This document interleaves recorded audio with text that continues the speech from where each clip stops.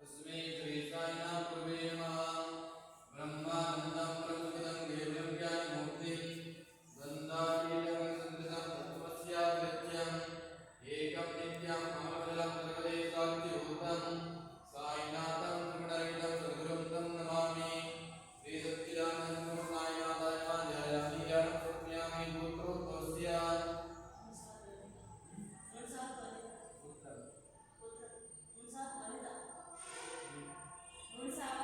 Musawar गोत्रोद्भवस्य Vanita नाम्नीं Kiran Kumar नामधेयस्य Vartika नाम्नीं Vishnu नामधेयस्य